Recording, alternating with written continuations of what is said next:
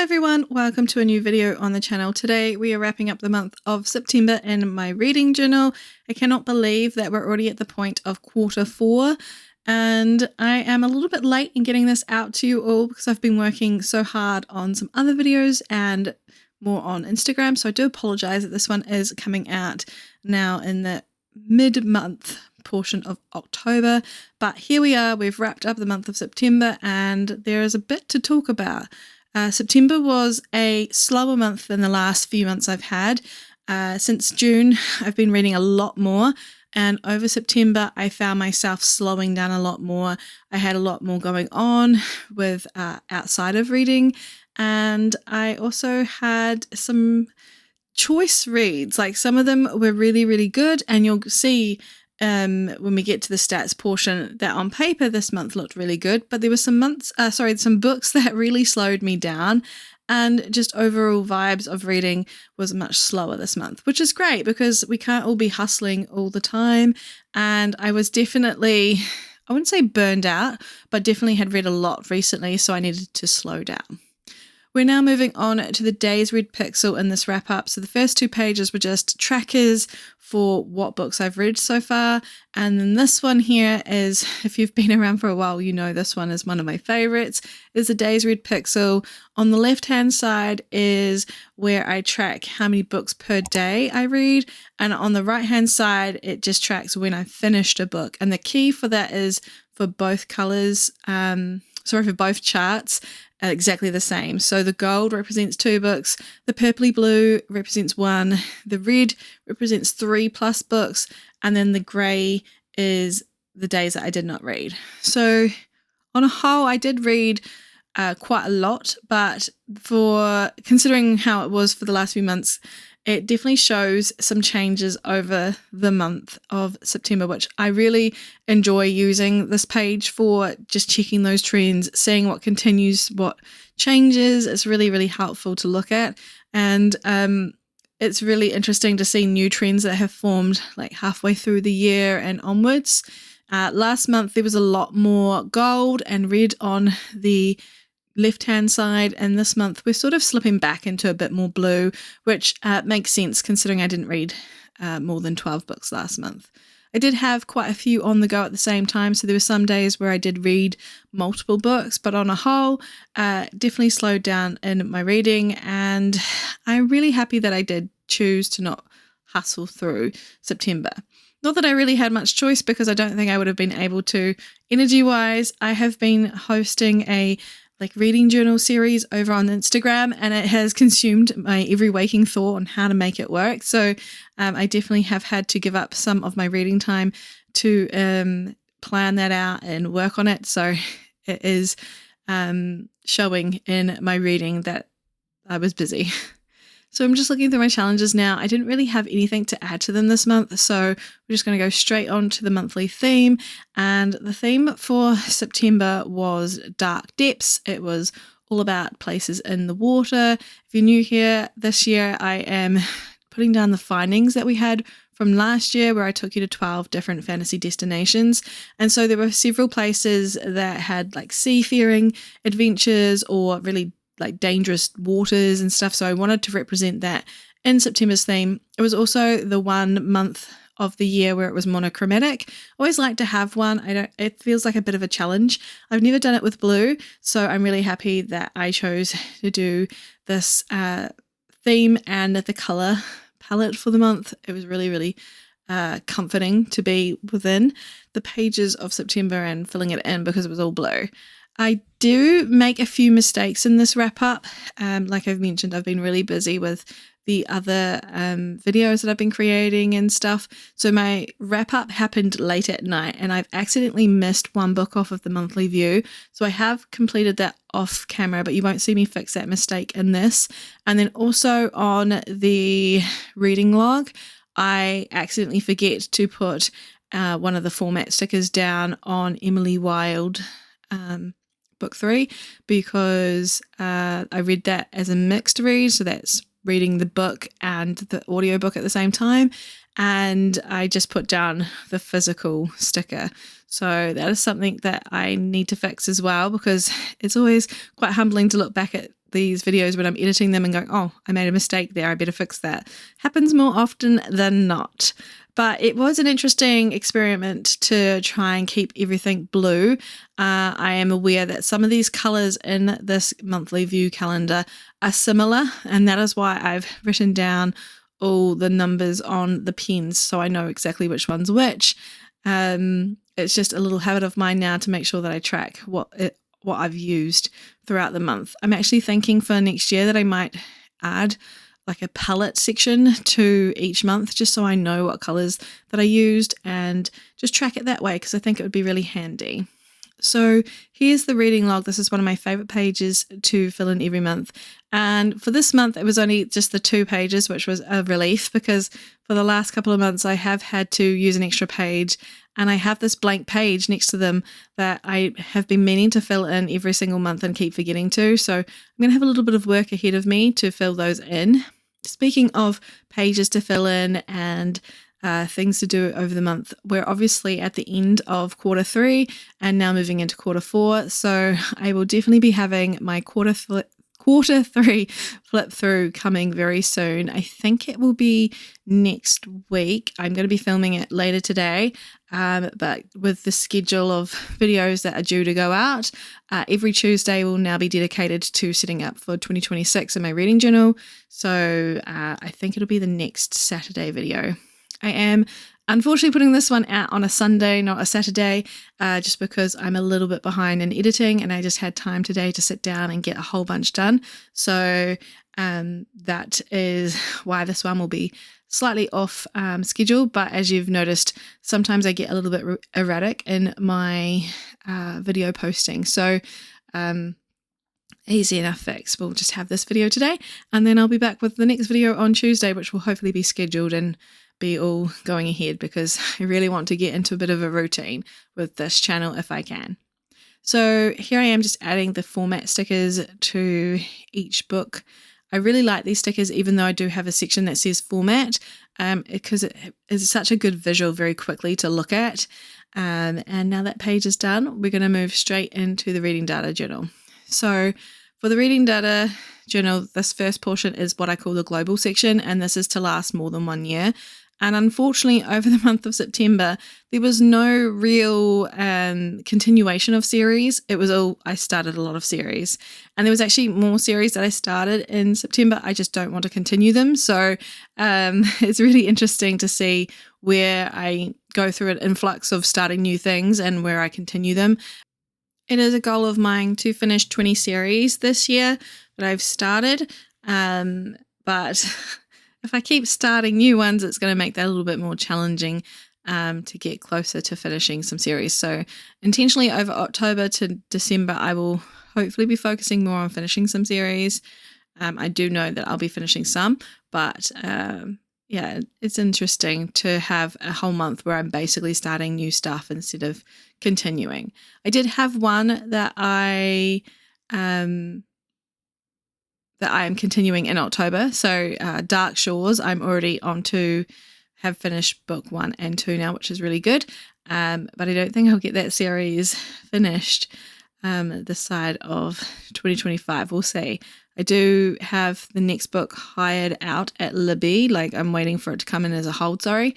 So we'll see how it goes. I am really intentionally trying to get more books from Libby and my library so I can get some series finished.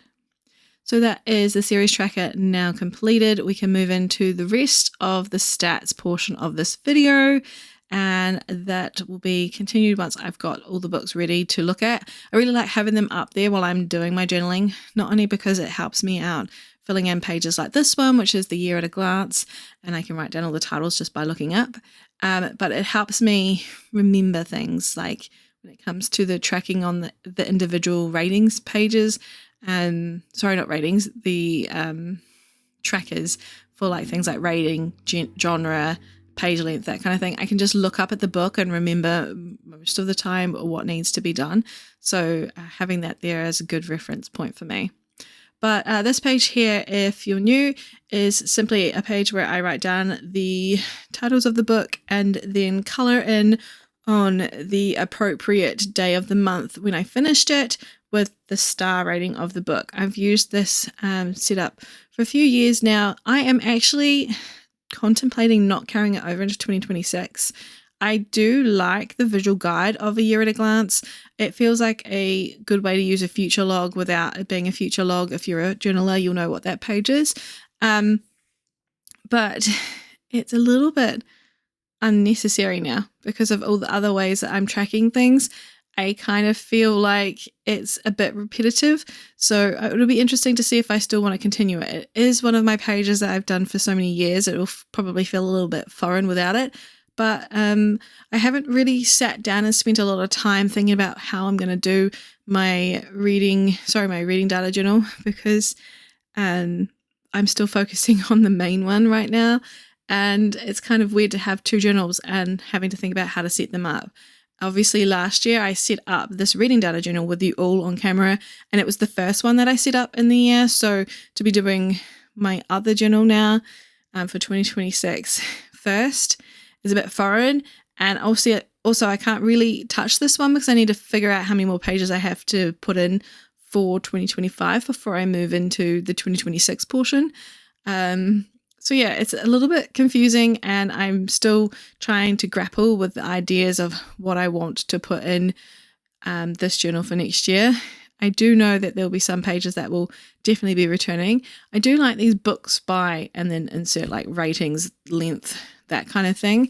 I find them really interesting to look at the trends that happen, and just the stat keeping of it all is really interesting to me. But yeah, I'm not quite sure how it's all going to look. I really do need to plan it out. But for now, like I said, my main focus is on finishing up the 2026 setup for the first pages. And yeah, it's kind of like taking over my entire life, just trying to figure this out. I don't normally start this early, but because I wanted to have the reading journal series over on Instagram to support people who want to start a journal themselves, obviously needed to start a little bit early so then they have enough time before 2026 arrives to get the ideas that I wanted to share, and it's going really well. Yeah, it's just a very weird stage to be in where I'm looking at this journal and I'm enjoying filling it in, and I'm enjoying filling in my 2025 journal, but then also I have this 2026 journal that's in the back of my mind all the time. I've basically been just journaling all the time now, and it's really interesting to see where I'm spending my time when I'm not reading. So we're almost done with these books by pages. For format over September, the majority of the books that I read were actually ebooks, and they weren't all ARCs. I read a couple from the library that were ebooks, and I've also done that again in October. It's just been an interesting time to be picking up more ebooks as opposed to audiobooks. And then for like length of pages, most of the books were again in my usual comfort zone of between 300 to 500 pages. A couple of the books were a little bit bigger. I know Twin Crowns was over 500 pages, but only just. And then there was another one, obviously, just then that was put in, and I'm trying to think of what one that was. But on the whole, that page has pretty much stayed the same. And then obviously, I've been very good at putting up all the keys on the screen as I'm filling in these pages, so I hope that helps. I have not yet finished any reading goals. I did make a post on Instagram talking about my reading goals, but I'm just going to add in my social media details down the bottom of this page here and then move on to the stats omnibus. So this page ended up having a couple of mistakes. The first one I fixed on camera. The second one I think I flipped back to. I think I just kind of scribbled over it with the number that needed to be changed, but I don't think it really shows in the footage because it happened so fast. But for overall, my reading stats were pretty good for the month of September, and I did, however, have 3 DNFs. I think I write down in a moment 2. Here I am fixing that mistake that I made with my 5-star ratings. I read 4 5-star ratings and I put 3 by accident because I missed one when I was calculating. Yeah, I wrote 2 originally on the DNFs, and it's actually 3. So for the last couple of months, I haven't had any DNFs. So it was interesting to have 3 pretty much back to back. Yeah, yeah, it was an interesting month that way. And that definitely slowed down my reading because I was not enjoying my choices. In September, I had a whopping amount of received arcs. I'm still baffled about how I received 13 arcs over September. I've really been trying to figure out where they all came from, because I don't remember applying for that many, but that's what happened. So we've got quite a few sitting there, and I'm feeling quite stressed by all the arcs, I must admit, and I have been intentionally avoiding NetGully and hoping that none of the good books that I really, really want for 2026 are going up now, because I'm going to miss them, because I cannot bring myself to go on there and apply for anything, because I just want to get through what I have already. We are now on to the individual September stats page, and last month I was really worried about this because I stamp in my headers every single month for these pages, and September is the longest month to write out, and you all were a bit worried with me, but thankfully, as you can see, that's happening right now. I squeezed them all together as much as I could, and we do fit on the page, which is such a blessing. There's actually a moment where it happens very fast, but there is a moment on the camera where I'm like, yes. You can see me gripping my hands going, yeah, it fit. So yeah, it was a relief to know that this was going to fit on the page, because I was really dubious that this header would not work. I mean, it just fits. There's only, could have probably put one more letter and that would have been it. But there we go. Yeah, I'm glad it fits. I'm glad that we can move on into the stats portion of this video and not have to stress about that header, because it was a bit of a worry. So let's get into the stats talking now. I have, for the first time in forever, got the actual book in front of me, so I'm not having to wait for the stats to come up on the screen. So for the core stats section, which will be set up first in this portion of the page, I have 12 books that I read over September, which I've already mentioned. That equated to 4,635 pages. My average ended up being 4, which was kind of confusing to me, just because I had 2.5 star reads. But I did listen to 20.7 hours of audiobooks. I had 6 arcs that I completed, 3 DNFs, 4 books that are new to my collection. I used the library for 4 books to read.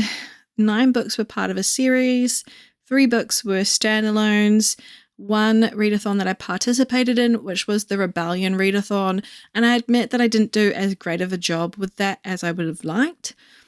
I had 1 book club read, and I had 2 buddy reads and 1 reread, which was Emily Wilde's number 3. So that is my buddy read that I was hosting, now completed. For genres read, I read 7 fantasy novels and 2 were romantasy novels as well, and then 2 paranormal reads and 1 contemporary romance. For my star ratings, I had 4 5-star reads. 1 was my reread of Emily Wilde, number 3, and my favourite book of the month was The Second Death of Locke by V.L. Bovalino. I hope I'm saying that right. It was absolutely stunning. I had 5 4-star reads, and most of them were at the start of the month, which was really interesting to have them back to back that quickly. And then I had 1 3.5-star read and 2 2.5-star reads. So yeah, 2 of the reads that I had this month weren't the greatest. I don't recommend Cat Dragon by Samantha Birch or What Fury Brings by 𝓤𝓼 𝓤𝓼, and both my reviews for those are already up on my Bookstagram, and I've had very similar accounts from people who have also read them and not enjoyed them. But the other 5-star reads that I had, aside from my reread and The Second Death of Locke, was Honeymoon of Grave Consequence, which was the second novella in a series by Stephanie Burgess, and Fake Skating by Lynn Painter actually surprised me and was a really good read as well.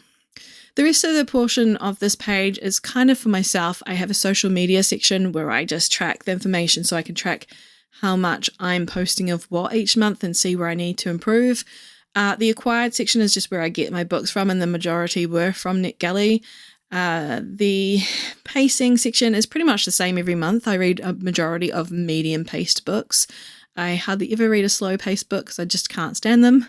And then we're now at the point where we can put the collage at the bottom of the page of all the books that I read over the month of September. So yeah, we're now at that portion where we're so close to doing the flip through. And for once, these all fit in nicely. I don't have to rearrange them 1,000 times because there's only 12 books. And we're now at that first portion of the flip through. So thank you so much for spending some time with me today. I know that this video has been a little bit all over the place and there are some mistakes and I need to fix them.